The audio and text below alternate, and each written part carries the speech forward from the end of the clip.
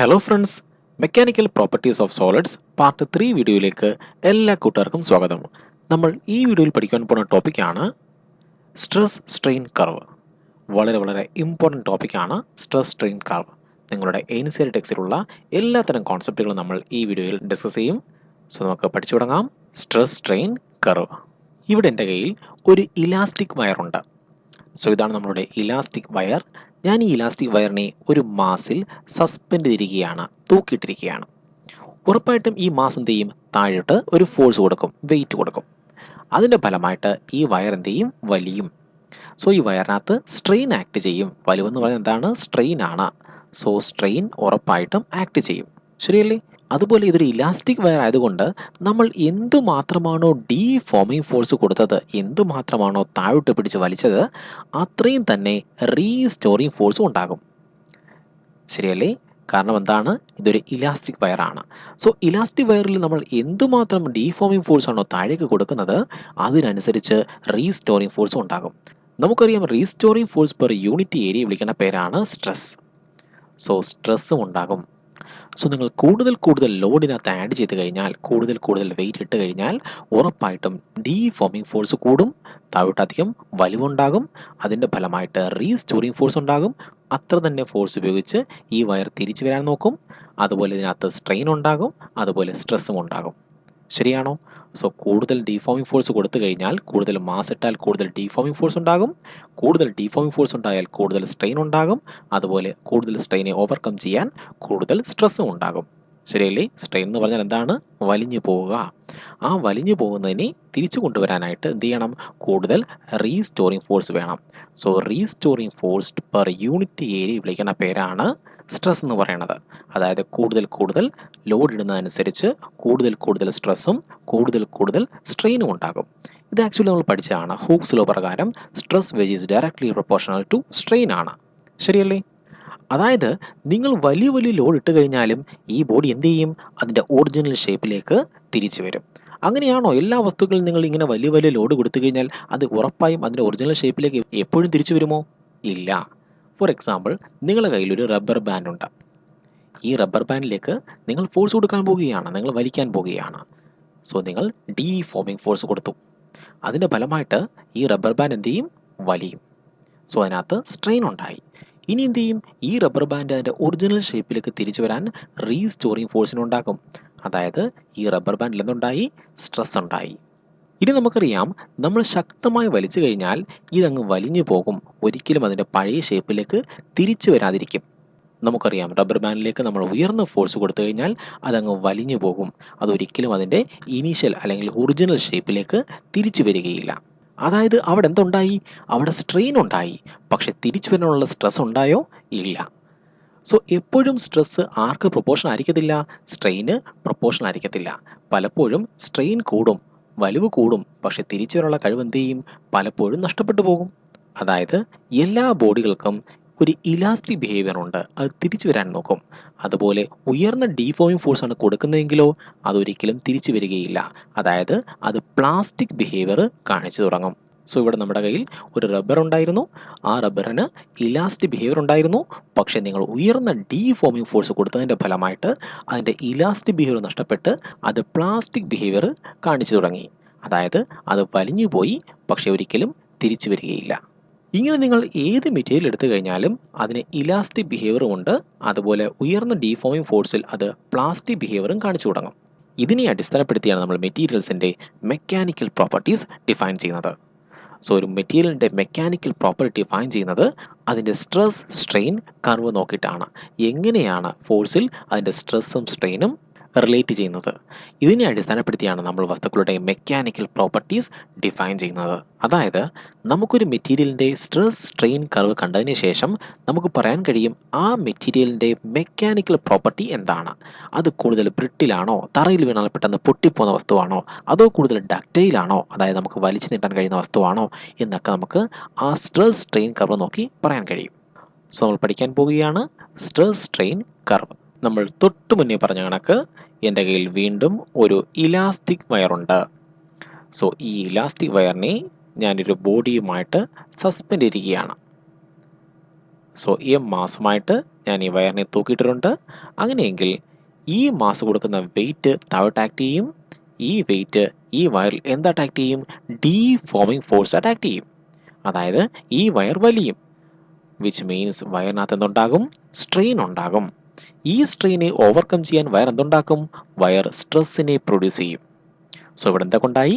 സ്ട്രെസ്സും ഉണ്ടായി, സ്ട്രെയിനും ഉണ്ടായി. ഇനിയാണെങ്കിൽ ഞാൻ കൂടുതൽ മാസാണ് ഇവിടെ ആഡ് ചെയ്യുന്നതെങ്കിലോ, വലിയ വലിയ മാസ് ആഡ് ചെയ്യുന്നതിൻ്റെ ഫലമായിട്ട് സ്ട്രെയിൻ്റെ വാല്യൂവിനും അതുപോലെ സ്ട്രെസ്സിൻ്റെ വാല്യൂവിനും മാറ്റം ഉണ്ടാകും. അങ്ങനെയെങ്കിൽ നമുക്ക് വ്യത്യസ്തങ്ങളായ ലോഡിൽ സ്ട്രെസ്സിൻ്റെയും സ്ട്രെയിൻ്റെയും മാറ്റം സൂചിപ്പിക്കുന്ന ഒരു ഗ്രാഫ് വരയ്ക്കാം. ഈ ഗ്രാഫിനെ വിളിക്കുന്ന പേരാണ് സ്ട്രെസ് സ്ട്രെയിൻ കർവ്. സോ ഞാൻ കൂടുതൽ ലോഡ് ഇവിടെ ആഡ് ചെയ്യാൻ പോവുകയാണ്. അപ്പോൾ സ്ട്രെസ്സിനും സ്ട്രെയിനും എന്ത് മാറ്റമാണ് സംഭവിക്കാൻ പോകുന്നത് അത് നമ്മൾ ഗ്രാഫിൽ നിന്നും മനസ്സിലാക്കും. സോ നമുക്ക് ഗ്രാഫ് വരയ്ക്കാം. ഗ്രാഫിൻ്റെ എക്സ് ആക്സിൽ നമ്മൾ സ്ട്രെയിനെയും അതുപോലെ വൈ ആക്സിൽ നമ്മൾ സ്ട്രെസ്സിനെയും പ്ലോട്ട് ചെയ്യും. ഇനിയാണെങ്കിൽ നമ്മൾ ചെറിയൊരു ലോഡ് ഇട്ട് കൊടുക്കാൻ പോവുകയാണ്. അപ്പോൾ എന്ത് ചെയ്യും? ഈ വയർ ചെറുതായിട്ട് വലിയും.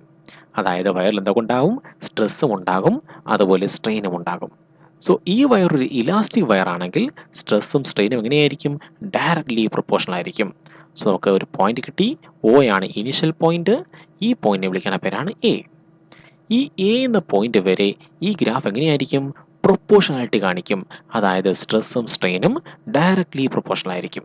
സോ എന്തുമാത്രം സ്ട്രെയിൻ ഉണ്ടോ അതിനനുസരിച്ചാണ് സ്ട്രെസ് ഉണ്ടാകുന്നത്. കൂടുതൽ വലിഞ്ഞു പോയാൽ അതിനനുസരിച്ച് തിരിച്ചു വരാനും ശ്രമിക്കും. ശരിയല്ലേ? സോ ഈ എ വിളിക്കുന്ന പേരാണ് proportional limit. So proportional limit എന്നാൽ ഈ പോയിന്റ് വരെ, ഇതൊരു ലിമിറ്റ് ആണ്, ഈ പോയിന്റ് വരെ സ്ട്രെസ്സും സ്ട്രെയിനും എങ്ങനെയായിരിക്കും? ഡയറക്റ്റ്ലി പ്രൊപ്പോർഷണൽ ആയിരിക്കും. സോ ഒയുടെ പ്രത്യേകതകളാണ്: ഒയിൽ സ്ട്രെസ്സും സ്ട്രെയിനും ഡയറക്റ്റ്ലി പ്രൊപ്പോർഷണൽ ആണ്. അതായത് ഒ എന്ത് അംഗീകരിക്കും? ഹൂക്സ് ലോയെ ഒബേ ചെയ്യും. അതുപോലെ ഈ സ്ട്രെയിറ്റ് ലൈൻ്റെ സ്ലോപ്പ് എന്ന് പറയുന്നത് നമുക്കറിയാം, സ്ലോപ്പിൻ്റെ ഇക്വേഷൻ ആണ് ടാൻ തീറ്റ. സോ ഒരു ട്രയാങ്കിൾ ഉണ്ട്. ട്രയാങ്കിളിൽ നമുക്ക് ടാൻ തീറ്റ കണ്ടുപിടിക്കാം. Tan theta which is equal to opposite side. എന്താണ് ഓപ്പോസിറ്റ് സൈഡ്? അത് സ്ട്രെസ് ആണ്. So stress divide by adjacent side, അതെന്താണ്? അത് സ്ട്രെയിൻ ആണ്. സോ ഇതെന്ന് പറയുന്നത് ലോഞ്ചിറ്റ്യൂണൽ ഫോഴ്സ് ആണ്. So longitudinal stress divide by longitudinal strain, അതിനെ വിളിക്കുന്ന പേരെന്താണ്? Young's modulus of elasticity. So ഇതെന്ന് പറയുന്നത് ഒരു നല്ല ഇലാസ്റ്റിക് വയർ ആണെന്ന് കരുതുക. സോ നല്ല ഇലാസ്റ്റിക് വയർ ആണെങ്കിൽ യങ്സ് മോഡുലസിൻ്റെ വാല്യൂ കൂടുതലായിരിക്കും. അതായത് സ്ലോപ്പിൻ്റെ വാല്യൂ കൂടുതലായിരിക്കും, ഈ തീറ്റേൻ്റെ വാല്യൂ കൂടുതലായിരിക്കും. സോ ഒ എന്ന ഭാഗം കണ്ടിട്ട് നമുക്ക് പറയാം ഈ വയറിൻ്റെ ഇലാസ്റ്റിക് ബിഹേവിയർ എന്താണ്, അതിന് നല്ല ഇലാസ്റ്റിസിറ്റി ഉണ്ടോ എന്ന് നമുക്ക് ഈ ഒ എന്ന ഭാഗം നോക്കിയിട്ട് പറയാം. ഇതിൻ്റെ ഇലാസ്റ്റിക് ബിഹേവിയർ വളരെ കൂടുതലാണെങ്കിൽ ഈ ഗ്രാഫിൻ്റെ സ്ലോപ്പ് വളരെ കൂടുതലായിരിക്കും. അല്ല ഈ വയറിൻ്റെ ഇലാസ്റ്റിക് ബിഹേവിയർ കുറവാണെങ്കിൽ ഉറപ്പായിട്ടും ഈ തീറ്റേൻ്റെ വാല്യൂ കുറവായിരിക്കും. സോ ഇത്രയും കാര്യം മനസ്സിലായോ? ഇനി ഈ പോയിന്റ് എ വിളിക്കുന്ന പേരാണ് പ്രൊപ്പോർഷണൽ ലിമിറ്റ്. ഈ ലിമിറ്റ് വരെ, ഈ പോയിന്റ് വരെ സ്ട്രെസ്സും സ്ട്രെയിനും ഡയറക്റ്റ്ലി പ്രൊപ്പോർഷണൽ ആയിരിക്കും. ഇനി ഞാൻ കൂടുതൽ മാസ് ഇവിടെ ആഡ് ചെയ്ത് കഴിഞ്ഞാൽ, വലിയ മാസിനെ ആഡ് ചെയ്ത് കഴിഞ്ഞാൽ ഉറപ്പായിട്ടും ഡീഫോമിംഗ് ഫോഴ്സിൻ്റെ വാല്യൂ കൂടുതലായിരിക്കും. ശരിയല്ലേ? കൂടുതൽ പിടിച്ച് വലിക്കാൻ നോക്കും. അതിൻ്റെ ഫലമായിട്ട് കൂടുതൽ വലിയും, അതായത് കൂടുതൽ സ്ട്രെയിൻ ഉണ്ടാകും. അതുപോലെ തിരിച്ചു വരാൻ ആവശ്യമായ റീസ്റ്റോറിംഗ് ഫോഴ്സ് അഥവാ സ്ട്രെസ്സിൻ്റെ വാല്യൂ കൂടുമോ? ഇല്ല. നമുക്കറിയാം കൂടുതൽ വലിച്ചു കഴിഞ്ഞാൽ അതങ്ങ് വലിഞ്ഞു പോകും, സ്ട്രെയിൻ ഉണ്ടാകും. പക്ഷെ അതുപോലെ തന്നെ സ്ട്രെസ് ഉണ്ടാകണമെന്ന് നിർബന്ധമില്ല. തിരിച്ചു വരാനുള്ള ശേഷി അതുപോലെ ഉണ്ടാകണമെന്ന് നിർബന്ധമില്ല. നമ്മൾ അതിനെക്കുറിച്ചാണ് ഇനി പഠിക്കാൻ പോകുന്നത്. സോ ഞാൻ ഇനിയും ഈ വയറിനെ പിടിച്ച് വലിക്കാൻ പോവുകയാണ്, കൂടുതൽ ലോഡ് അപ്ലൈ ചെയ്യാൻ പോവുകയാണ്. നമുക്ക് നോക്കാം അങ്ങനെ കൂടുതൽ ലോഡ് അപ്ലൈ ചെയ്യുമ്പോൾ ഈ ഗ്രാഫിന് എന്ത് മാറ്റമാണ് സംഭവിക്കാൻ പോകുന്നത്. ഇനി ഞാൻ വീണ്ടും ഈ വയറിലേക്ക് ലോഡിനെ ആഡ് ചെയ്യുകയാണ്, അതായത് കൂടുതൽ മാസിനെ ആഡ് ചെയ്യുകയാണ്. അതിൻ്റെ ഫലമായിട്ട് സ്ട്രെയിൻ്റെ വാല്യൂ കൂടും, കൂടുതൽ വലിവുണ്ടാകും, അതുപോലെ സ്ട്രെസ്സിൻ്റെ വാല്യൂയും കൂടും. ശരിയല്ലേ? തിരിച്ചു വരാൻ നോക്കുകയും ചെയ്യും. പക്ഷേ ഇത്തവണയാണെങ്കിൽ സ്ട്രെസ്സും സ്ട്രെയിനും എങ്ങനെയായിരിക്കില്ല? ഡയറക്റ്റ്ലി പ്രൊപ്പോർഷണൽ ആയിരിക്കില്ല. നോക്ക്, ഈ ഗ്രാഫ് നേരെയാണോ പോകുന്നത്? അല്ല, അതെങ്ങനെ വളഞ്ഞാണ് പോകുന്നത്. അതായത് സ്ട്രെസ്സും സ്ട്രെയിനും എങ്ങനെയല്ല? ഡയറക്റ്റ്ലി പ്രൊപ്പോർഷണൽ അല്ല. പക്ഷേ ഈ പോയിന്റ് വരെ, ഈ പോയിന്റ് ആണ് ബി, ഈ പോയിന്റ് വരെ ഈ വയറാണെങ്കിൽ അതിൻ്റെ ഇലാസ്റ്റിക് ബിഹേവിയർ കാത്തു സൂക്ഷിക്കും. സോ ഈ ബി എന്ന പോയിന്റ് വരെ ഈ വയർ എന്ത് ചെയ്യും? അതിൻ്റെ ഇലാസ്റ്റിക് ബിഹേവിയറിനെ കാത്തു സൂക്ഷിക്കും. സോ ഈ പോയിന്റ് വരെ അത് ഇലാസ്റ്റിക് തന്നെയാണ്, പക്ഷെ എങ്ങനെയല്ല? സ്ട്രെസ്സും സ്ട്രെയിനും ഡയറക്റ്റ്ലി പ്രൊപ്പോർഷണൽ അല്ല. എന്താണ് ഇലാസ്റ്റിക് ആണെന്ന് പറഞ്ഞു കഴിഞ്ഞാൽ, ഈ ബി എന്ന പോയിന്റ് എത്തിയതിനു ശേഷവും നമ്മൾ ലോഡിനെ എടുത്ത് മാറ്റിക്കഴിഞ്ഞാൽ അതെന്ത് ചെയ്യും? അത് തിരിച്ചാണെങ്കിൽ അതിൻ്റെ ഇനീഷ്യൽ സ്റ്റേറ്റിലേക്ക് വരും. അതായത് സ്ട്രെസ്സിൻ്റെയും സ്ട്രെയിൻ്റെയും വാല്യൂ 0 ആക്കും. സ്ട്രെയിൻ്റെ വാല്യൂ 0 എന്ന് പറഞ്ഞാൽ അതിൻ്റെ മീനിങ് എന്താണ്? അതിൻ്റെ ചേഞ്ച് ഇൻ ഡയമെൻഷൻ 0 ആണ്. അതായത് അതൊട്ടും തന്നെ വലിഞ്ഞിട്ടില്ല. ഇനി സ്ട്രെസ്സിൻ്റെ വാല്യൂ 0 എന്നാൽ എന്താണ് മീനിങ്? സ്ട്രെസ്സിൻ്റെ വാല്യൂ 0 എന്നാൽ റീസ്റ്റോറിംഗ് ഫോഴ്സിൻ്റെ വാല്യൂ 0 ആണ്. അതായത് തിരിച്ചു വരാൻ നോക്കുന്നില്ല. അതിൻ്റെ ഒറിജിനൽ പൊസിഷൻ എത്തിക്കഴിഞ്ഞാൽ വീണ്ടും തിരിച്ചു വരാൻ നോക്കേണ്ട ആവശ്യമുണ്ടോ? ഇല്ല. അതായത് സ്ട്രെസ്സിൻ്റെയും സ്ട്രെയിൻ്റെയും വാല്യൂ 0 ആയിരിക്കും ഇനീഷ്യൽ പൊസിഷനിൽ. സോ നമ്മൾ ലോഡ് കൊടുത്ത് എവിടം വരെ എത്തി? ഈ ഗ്രാഫ് ബി വരെ എത്തി. ഇനി ബി എന്ന പോയിന്റ് എത്തിയതിനു ശേഷവും നമ്മൾ ലോഡിനെ എടുത്ത് മാറ്റിക്കഴിഞ്ഞാൽ ഈ വയർ എന്ത് ചെയ്യും? അതുപോലെ അതിൻ്റെ ഇനീഷ്യൽ സ്റ്റേറ്റിലേക്ക് തിരിച്ചു വരും. ഈ ബി എന്ന പോയിന്റിനെ വിളിക്കുന്ന പേരാണ് ഇലാസ്റ്റിക് ലിമിറ്റ് അഥവാ yield point. So elastic limit എന്ന് പറഞ്ഞാൽ എന്താണ്? ഈ ലിമിറ്റ് വരെ വയർ അതിൻ്റെ ഇലാസ്റ്റിക് പ്രോപ്പർട്ടി നിലനിർത്തും. സോ ഈൽഡ് എന്ന് പറഞ്ഞാൽ എന്താണ്? നിലനിർത്തുക. എന്താണ് നിലനിർത്തുന്നത് ഈ പോയിന്റിൽ? ഇലാസ്റ്റിക് ബിഹേവിയർ ആണ് ഈ പോയിന്റിൽ നിലനിർത്തുന്നത്. സോ സെക്ഷൻ എ ബിയുടെ പ്രത്യേകത എന്തൊക്കെയാണ്? എ ബിയിൽ സ്ട്രെസ്സും സ്ട്രെയിനും എങ്ങനെയല്ല? ഡയറക്ട്ലി പ്രൊപ്പോർഷണൽ അല്ല. പക്ഷേ ബോഡി എന്തായിരിക്കും? ഇലാസ്റ്റിക് തന്നെ ആയിരിക്കും. ബി വരെ ബോഡി എന്ത് ചെയ്യും? അതിൻ്റെ ഇലാസ്റ്റിക് ബിഹേവിയർ കാണിക്കും. ബിയിൽ എത്തിയ ശേഷവും ബോഡിക്ക് എന്ത് ചെയ്യാൻ കഴിയും? അതിൻ്റെ ഒറിജിനൽ പൊസിഷൻ വീണ്ടെടുക്കാൻ കഴിയും. അതുകൊണ്ട് ബിയെ വിളിക്കുന്ന പേരാണ് ഇലാസ്റ്റിക് ലിമിറ്റ് അഥവാ ഈൽഡ് പോയിന്റ്. സോ ഇത്രയും കാര്യം മനസ്സിലായോ? സോ ഒരു ബോഡി ആണെങ്കിൽ അതിൻ്റെ ഇലാസ്റ്റിക് ലിമിറ്റ് വരെ അതിൻ്റെ ഇലാസ്റ്റിക് ബിഹേവിയർ നിലനിർത്തുമെങ്കിൽ ഈ റീജിയനെ വിളിക്കുന്ന പേരാണ് ഈ ബോഡിയുടെ ഇലാസ്റ്റിക് റീജിയൻ. സോ ഇതെന്താണ്? ഇലാസ്റ്റിക് റീജിയൻ ആണ്. ഇനിയാണെങ്കിൽ ഒരു ബോഡിയുടെ ഇലാസ്റ്റിക് റീജിയൻ വളരെ ചെറുതാണെന്ന് കരുതുക. അങ്ങനെയെങ്കിൽ നമ്മൾ പറയും ആ ബോഡി കൂടുതൽ പ്ലാസ്റ്റിക് സ്വഭാവമുള്ള ബോഡിയാണ്. ഇനി ഒരു ബോഡിയുടെ ഇലാസ്റ്റിക് റീജിയൻ വളരെ കൂടുതലാണ്. അങ്ങനെയെങ്കിൽ നമ്മൾ പറയും ആ ബോഡിയുടെ ഇലാസ്റ്റിക് ബിഹേവിയർ വളരെ കൂടുതലാണ്. സോ ഇലാസ്റ്റിക് റീജിയൻ്റെ ഈ ഏരിയ നോക്കിയിട്ട് പറയാം ബോഡിയുടെ ഇലാസ്റ്റിക് ബിഹേവിയർ എന്താണ്. സോ നല്ല ഇലാസ്റ്റിക് ബോഡി ആണെങ്കിൽ ഈ റീജിയൻ വളരെ വലുതായിരിക്കും. ഇനി നമുക്ക് ഈ വയറിലേക്ക് വീണ്ടും ലോഡ് അപ്ലൈ ചെയ്യാം. ഇനി ഞാൻ ഇലാസ്റ്റിക് ലിമിറ്റ് കഴിഞ്ഞിട്ടും ഉയർന്ന ലോഡാണ് ഈ വയറിലേക്ക് കൊടുക്കുന്നതെങ്കിൽ ഉറപ്പായിട്ടും ഇതിൻ്റെ സ്ട്രെയിൻ്റെ വാല്യൂ കൂടും. ശരിയാണോ? അതുപോലെ സ്ട്രെസ്സിൻ്റെ വാല്യൂവും കൂടും. പക്ഷേ ഇവിടെയും സ്ട്രെസ്സിൻ്റെയും സ്ട്രെയിൻ്റെയും വാല്യൂ പ്രൊപ്പോർഷണലായിട്ടല്ല മാറുന്നത്. പകരം ഇങ്ങനെയാണ് ചേഞ്ച് ആവുന്നത്. നോക്ക്, ഇവിടെയാണെങ്കിൽ സ്ട്രെയിൻ്റെ വാല്യൂ ക്രമരഹിതമായി കൂടി. പക്ഷെ അത്രയും കൂടിയിട്ടില്ല ആര്? സ്ട്രെസ്. സോ സ്ട്രെസ് ആണെങ്കിൽ ഈ പോയിന്റിൽ നിന്നും ഈ പോയിന്റിലേക്ക് എത്തിച്ചേർന്നപ്പോൾ, ഈ പോയിന്റാണ് സി, ഈ പോയിന്റിലേക്ക് എത്തിച്ചേർന്നപ്പോൾ ഇത്രയും മാത്രമേ ഇൻക്രിമെൻ്റ് ഉണ്ടായിട്ടുള്ളൂ. ശരിയല്ലേ? പക്ഷെ അതുപോലെയാണോ സ്ട്രെയിൻ? അല്ല. സ്ട്രെയിൻ ആണെങ്കിൽ ഒരു വലിയ ചേഞ്ചാണ് ഉണ്ടായത്. സോ സ്ട്രെയിൻ വളരെ വലുതായിട്ട് ചേഞ്ചായി. പക്ഷെ അത്രയും ചേഞ്ച് ആയിട്ടില്ല സ്ട്രെസ്. എന്നിരുന്നാൽ കൂടി ബോഡിക്ക് കിട്ടാൻ കഴിയുന്ന മാക്സിമം സ്ട്രെസ്സിൻ്റെ വാല്യൂ ആണ് ഈ പോയിന്റിൽ കാണിക്കുന്നത്. ശരിയാണോ? ഈ പോയിന്റിനെ വിളിക്കുന്ന പേരാണ് അൾട്ടിമേറ്റ് സ്ട്രെസ്. അതായത് ഒരു ബോഡി പൊട്ടുന്നതിന് മുന്നേ കാണിക്കുവാൻ കഴിയുന്ന മാക്സിമം സ്ട്രെസ്സിൻ്റെ വാല്യൂ ആണ് അൾട്ടിമേറ്റ് സ്ട്രെസ്. അല്ലെങ്കിൽ ഈ പോയിന്റിനെ അൾട്ടിമേറ്റ് ടെൻസൈൽ സ്ട്രെങ്ത് എന്ന് വിളിക്കും. UTS. ഒരു ബോഡി എന്തുമാത്രം സ്ട്രോങ് ആണ് എന്ന് മനസ്സിലാക്കുവാൻ നമ്മൾ ഈ പോയിന്റ് നോക്കിയാൽ മതിയാവും. സോ ഒരു ബോഡിയുടെ അൾട്ടിമേറ്റ് ടെൻസൈൽ സ്ട്രെങ്ത് വളരെ കൂടുതലാണെങ്കിൽ നമ്മൾ പറയും ആ ബോഡി സ്ട്രോങ് ആണ്. ഇനി നോക്കുക, ഈ ഈൽഡ് പോയിന്റ് കഴിഞ്ഞു കഴിഞ്ഞാൽ അല്ലെങ്കിൽ ഈ ഇലാസ്റ്റിക് റീജിയൻ കഴിഞ്ഞു കഴിഞ്ഞാൽ പിന്നെ ബോഡിക്ക് പ്ലാസ്റ്റിക് സ്വഭാവം കൈവരും. സോ ഇത്രയും റീജിയനിൽ എന്ത് സ്വഭാവമായിരിക്കും? പ്ലാസ്റ്റിക് സ്വഭാവമായിരിക്കും. അതായത് ഈ റീജിയനിൽ ഏതെങ്കിലും ഒരു പോയിന്റിൽ വെച്ചിട്ട് ഞാൻ ഈ പോയിന്റ് എടുക്കാൻ പോവുകയാണ്, പോയിന്റ് പി. ഈ പോയിന്റിൽ വെച്ച് ഞാൻ ഈ ലോഡിനെ എടുത്ത് മാറ്റാൻ പോവുകയാണ്. അങ്ങനെയെങ്കിൽ ഒരിക്കലും ബോഡിയാണെങ്കിൽ അതിൻ്റെ പഴയ പൊസിഷൻ റീഗെയിൻ ചെയ്യത്തില്ല. ഈ പോയിന്റിൽ വെച്ച് ഞാൻ ലോഡിനെ എടുത്ത് മാറ്റിക്കഴിഞ്ഞാൽ ഉറപ്പായിട്ടും സ്ട്രെസ്സിൻ്റെയും സ്ട്രെയിൻ്റെയും വാല്യൂ കുറയും. പക്ഷെ കുറയുന്നത് ഈ രീതിയിലായിരിക്കും. സ്ട്രെസ്സും സ്ട്രെയിനും കുറഞ്ഞ് ഇവിടെത്തും. നോക്ക്, ഈ പോയിന്റിലാണെങ്കിൽ സ്ട്രെസ്സിൻ്റെ വാല്യൂ എത്രയായി മാറി? 0 ആയി മാറി. അതായത് ബോഡിക്ക് തിരിച്ചു വരുവാൻ ഇനി യാതൊരു ശേഷിയുമില്ല. റീസ്റ്റോറിംഗ് ഫോഴ്സിൻ്റെ വാല്യൂ 0 ആയിപ്പോയി. പക്ഷേ സ്ട്രെയിൻ്റെ വാല്യൂ 0 ആയിപ്പോയോ? ഇല്ല. സ്ട്രെയിൻ ഇപ്പോഴും വാല്യൂ ഉണ്ട്. അതായത് ഞാൻ ഈ ലോഡിനെ എടുത്തു മാറ്റിയാൽ കൂടി ഒരിക്കലും ബോഡി അതിൻ്റെ ഒറിജിനൽ പൊസിഷനിലേക്ക് തിരിച്ചു വരാൻ കഴിയുകയില്ല. അതായത് അതിലൊരു പെർമനന്റ് സ്ട്രെയിൻ ആക്ട് ചെയ്യുന്നുണ്ട്. എന്താണ് സ്ട്രെയിൻ എന്ന് പറഞ്ഞു കഴിഞ്ഞാൽ നമുക്കറിയാം, ഡീഫോർമേഷൻ, അതായത് വലിവാണ് സ്ട്രെയിൻ എന്ന് പറയുന്നത്. സോ ചേഞ്ച് ഇൻ ഡയമെൻഷൻ ഉണ്ട്, അതിന് വലിവുണ്ട്. സോ ലോഡിനെ എടുത്ത് മാറ്റിയാൽ കൂടി അത് അതിൻ്റെ ഇനീഷ്യൽ പോയിന്റിലേക്ക് എത്തിച്ചേരുവാൻ കഴിയുന്നില്ല. അതിന് ഇത്രയും ഒരു സ്ട്രെയിൻ്റെ വാല്യൂ, പെർമനൻറ്റ് സ്ട്രെയിൻ്റെ വാല്യൂ ഉണ്ട്. അങ്ങനെയെങ്കിൽ ഈ സ്ട്രെയിനെ വിളിക്കുന്ന പേരാണ് പെർമനൻറ്റ് സെറ്റ്. സോ എന്താണ് പെർമനൻറ്റ് സെറ്റ് എന്ന് പറഞ്ഞു കഴിഞ്ഞാൽ, ബോഡി അതിൻ്റെ പ്ലാസ്റ്റിക് റീജിയനിലെത്തിയ ശേഷം നമ്മൾ ലോഡിനെ എടുത്ത് മാറ്റിയാൽ ഒരിക്കലും ബോഡിക്ക് അതിൻ്റെ ഇനീഷ്യൽ പോയിന്റ് എത്തിച്ചേരാൻ കഴിയത്തില്ല. അതിന് ഉറപ്പായിട്ടും ഒരു സ്ട്രെയിൻ്റെ വാല്യൂ കാണും. സോ സ്ട്രെസ്സിൻ്റെ വാല്യൂ എത്രയായിരിക്കും? 0 ആയിരിക്കും. സ്ട്രെസ്സിൻ്റെ വാല്യൂ ഉണ്ടായിരുന്നെങ്കിൽ ആ സ്ട്രെസ് സഹായിച്ച് സ്ട്രെയിൻ്റെ വാല്യൂ 0 ആക്കിയേനെ. ശരിയല്ലേ?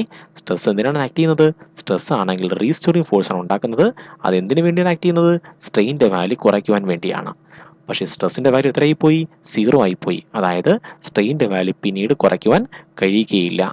നമ്മൾ പറയും ഈ ബോഡി വലിഞ്ഞുപോയി അഥവാ നീണ്ടുപോയെന്ന് പറയും. സോ ഇത്രയും കാര്യം മനസ്സിലായോ? സോ ബി സി എന്ന റീജിയൻ്റെ പ്രത്യേകതകൾ എന്തൊക്കെയാണ്? ബി സി എന്ന റീജിയനിൽ body shows plastic deformation. Body എന്ത് കാണിക്കും? പ്ലാസ്റ്റിക് ഡീഫോർമേഷൻ കാണിക്കും. Strain increases rapidly than stress. സ്ട്രെയിൻ്റെ വാല്യൂ വളരെ വലുതായിട്ട് കൂടും, അതായത് ബോഡി നന്നായി വലിയും. പക്ഷേ സ്ട്രെസ്സിൻ്റെ വാല്യൂ എത്ര കൂടുമോ? ഇല്ല, തിരിച്ചു വരാനുള്ള ശേഷി അതിനനുസരിച്ച് വർദ്ധിക്കത്തില്ല. Even if load is removed, നമ്മൾ ലോഡിനെ എടുത്ത് മാറ്റിയാൽ കൂടി, ഈ റീജിയനിൽ വെച്ച് നമ്മൾ ലോഡിനെ എടുത്ത് മാറ്റിയാൽ കൂടി ബോഡിക്ക് അതിൻ്റെ ഒറിജിനൽ പൊസിഷൻ റീഗെയിൻ ചെയ്യാൻ കഴിയില്ല. There will be A strain even know load experienced. Load ഇല്ല എങ്കിൽ കൂടി ഇതിനൊരു വലിവുണ്ടായിരിക്കും. അങ്ങനെയെങ്കിൽ അത്തരം സ്ട്രെയിനെ വിളിക്കുന്ന പേരാണ് പെർമനൻറ്റ് സെറ്റ്.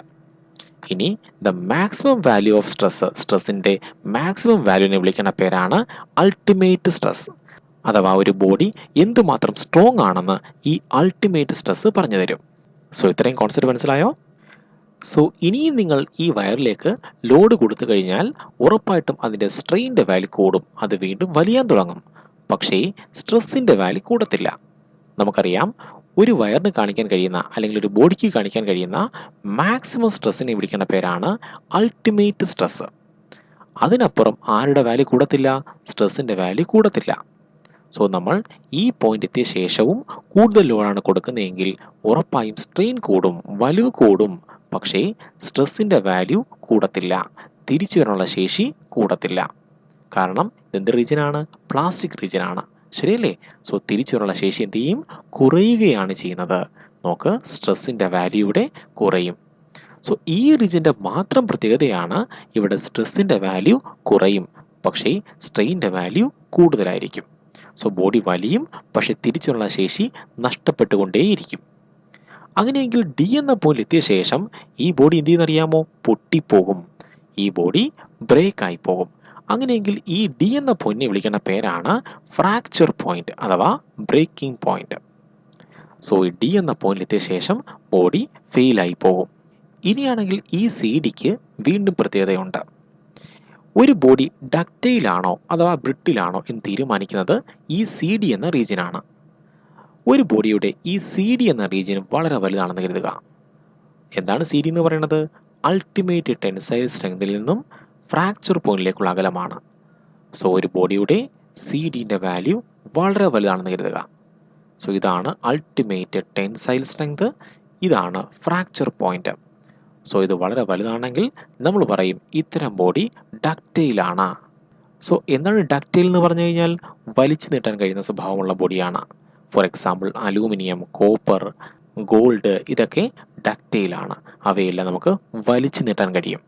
പക്ഷെ അതുപോലെയല്ല കാസ്റ്റ് അയൺ അഥവാ ഗ്ലാസ്, അതെല്ലാം ബ്രിട്ടിലാണ്. അങ്ങനെയെങ്കിൽ അതിൻ്റെ യൂറ്റിയസിന് അടുത്തായിരിക്കും ഫ്രാക്ചർ പോയിന്റ്. സോ ബ്രിട്ടിൽ ബോഡികളുടെ യൂറ്റിയസും ഫ്രാക്ചർ പോയിന്റും വളരെ വളരെ അടുത്തായിരിക്കും. സോ ഇത് യൂറ്റിയസ് ആണെങ്കിൽ തൊട്ടടുത്തായിരിക്കും ഫ്രാക്ചർ പോയിന്റ്. ഏത് ബോഡിയുടെ? ബ്രിട്ടിൽ ബോഡിയുടെ. സോ ബ്രിട്ടിലിന് എക്സാമ്പിൾ ആരൊക്കെയാണ്? കാസ്റ്റ് അയൺ, അതുപോലെ ഗ്ലാസ്, ഇതൊക്കെ ബ്രിട്ടിൽ ബോഡിക്ക് എക്സാമ്പിളാണ്. ബ്രിട്ടിൽ എന്ന് പറഞ്ഞാൽ എന്താണ്? പെട്ടെന്ന് പൊട്ടിപ്പോകുന്നത്. നമുക്കറിയാം ഗ്ലാസ് ഒക്കെ തറയിട്ടാൽ പെട്ടെന്ന് പൊട്ടിപ്പോകും. സോ അതെല്ലാം എന്താണ്? ബ്രിട്ടിൽ ബോഡിയാണ്. സോ ബ്രിട്ടിൽ ബോഡിയുടെ ഈ സി ഡി എന്ന ലെങ്ത് വളരെ കുറവായിരിക്കും. സോ സി ഡിയുടെ പ്രത്യേകത എന്തൊക്കെയാണ്? Body shows plastic deformation. C ഡിയിലും ബോഡി പ്ലാസ്റ്റിക് ഡീഫോർമേഷൻ തന്നെയാണ് കാണിക്കുന്നത്. പക്ഷേ stress decreases with increase in strain. ഇവിടെ സ്ട്രെസ്സിൻ്റെ വാല്യൂ കുറയും, പക്ഷേ സ്ട്രെയിൻ്റെ വാല്യൂ കൂടുതലായിരിക്കും. DA വിളിക്കുന്ന പേരാണ് ഫ്രാക്ചർ പോയിന്റ് അഥവാ ബ്രേക്കിംഗ് പോയിന്റ്. സോ ഇത്രയും കോൺസെപ്റ്റ് മനസ്സിലായോ? ഇനിയാണെങ്കിൽ ഇത്രയും റീജിയനെ വിളിക്കുന്ന പേരെന്തായിരുന്നു? ഇത്രയും റീജിയനെ വിളിക്കുന്ന പേരാണ് പ്ലാസ്റ്റിക് റീജിയൻ. ഇനി ഒരു ബോഡിയുടെ പ്ലാസ്റ്റിക് റീജിയൻ വളരെ വലുതാണെന്ന് കരുതുക. സോ ഒരു ബോഡിയുടെ പ്ലാസ്റ്റിക് റീജിയൻ വളരെ വലുതാണെങ്കിൽ നമ്മൾ പറയും അത്തരം ബോഡിക്ക് പ്ലാസ്റ്റിക് ബിഹേവിയർ ആണെന്ന് പറയും. ഇനി ഒരു ബോഡിയുടെ ഇലാസ്റ്റിക് റീജിയൻ ആണ് വളരെ വലുത്, അങ്ങനെയെങ്കിൽ നമ്മൾ പറയും ആ ബോഡിയുടെ ഇലാസ്റ്റിക് നേച്ചറാണ് കൂടുതൽ, ആ ബോഡി കൂടുതൽ ഇലാസ്റ്റിക് നേച്ചറുള്ള ബോഡിയാണെന്ന് പറയും. സോ ഇത്രയും കോൺസെപ്റ്റ് മനസ്സിലായോ? ഇതാണ് നിങ്ങൾക്ക് സ്ട്രെസ് സ്ട്രെയിൻ ഗ്രാഫിൽ നിന്നും പഠിക്കുവാനുള്ളത്. സോ ഈ വീഡിയോയിൽ പറഞ്ഞ ഇത്രയും കോൺസെപ്റ്റുകൾ നിങ്ങൾക്ക് ഉപകാരപ്പെട്ടെന്ന് പ്രതീക്ഷിക്കുന്നു. ഞാൻ ഈ വീഡിയോയുടെ വൈൻഡപ്പ് ചെയ്യാൻ പോവുകയാണ്. കൂടുതൽ ടോപ്പിക്സുമായി നമുക്ക് അടുത്ത വീഡിയോയിൽ കാണാം. Have a nice study. By.